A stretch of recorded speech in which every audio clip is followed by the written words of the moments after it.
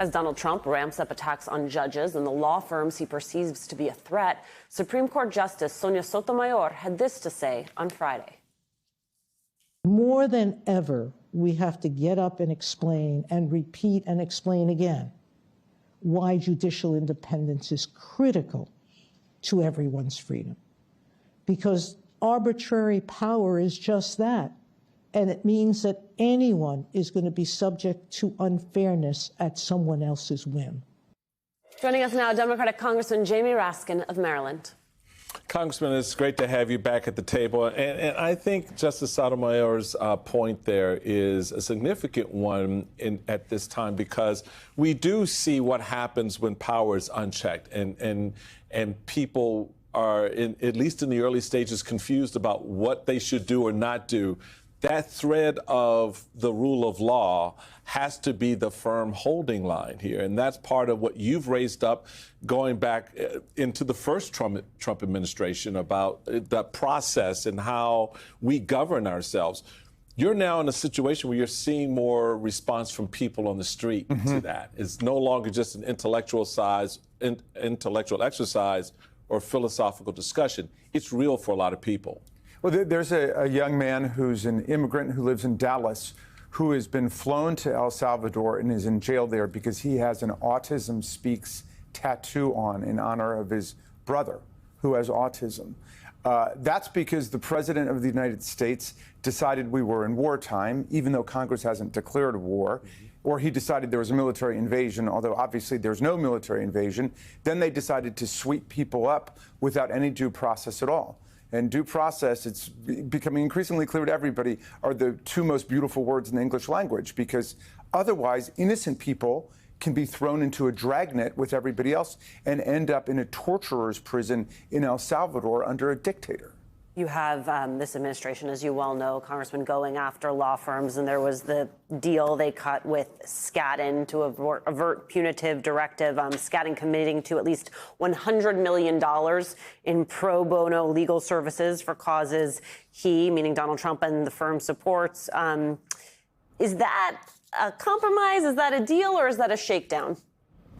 It's clearly a shakedown, and this is a moment when lawyers get to prove really why they're lawyers. Are they lawyers just so they can try to make $5 million a year, or are they lawyers because they believe in justice and the rule of law and the representation of people who are under siege?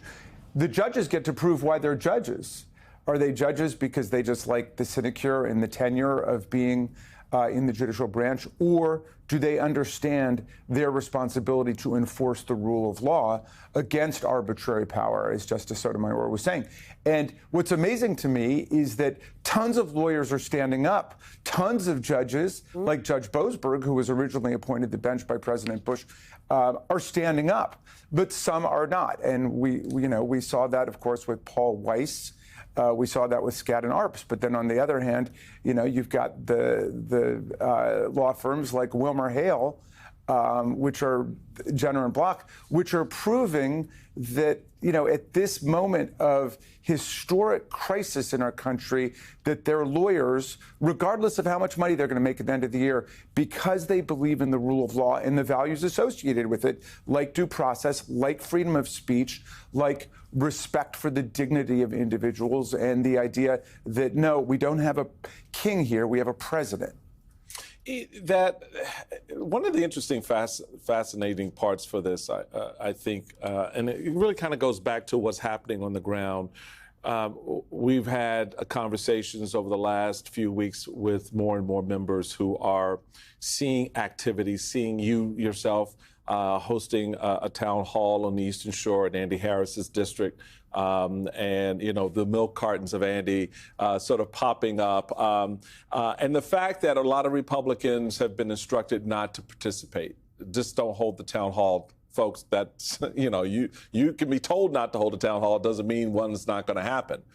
What are you finding on the streets? I love, in fact, there's word on the street is, Jamie Raskin is handling it, right? We have Representative Raskins on it.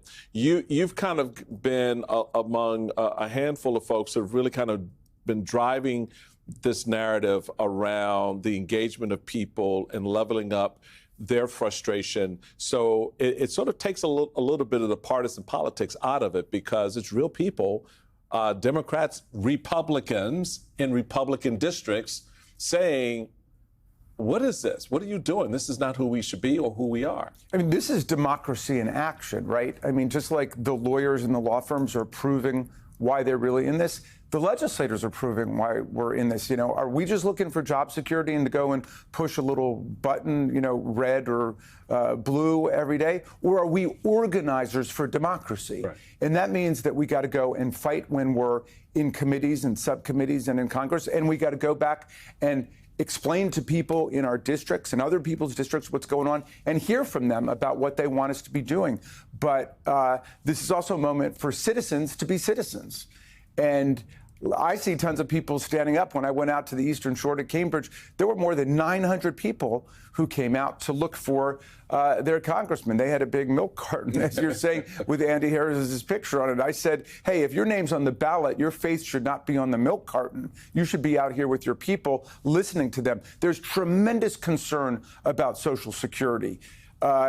You know, Elon Musk said that that's the big one. That's the big target. Ultimately, they want to dismantle Social Security because that's like the glue of America. That's the greatest anti-poverty program that's ever existed. It's a great statement of intergenerational solidarity. They want to take it down. And so it's almost impossible to get through on the phones these days to Social Security. And then they say, oh, we'll just go to the offices, which they're closing by the dozens. And so we've got to defend Social Security and Medicare and Medicaid, the great achievements of democracy, even as we defend the operations of democracy and the practices of it, like voting, like the separation of powers, like everybody's ability to get to court if your rights are being violated. Right. Congressman, I want you to stick with us. We have some new sound for you to react to after a short break. You're watching The Weekend on MSNBC.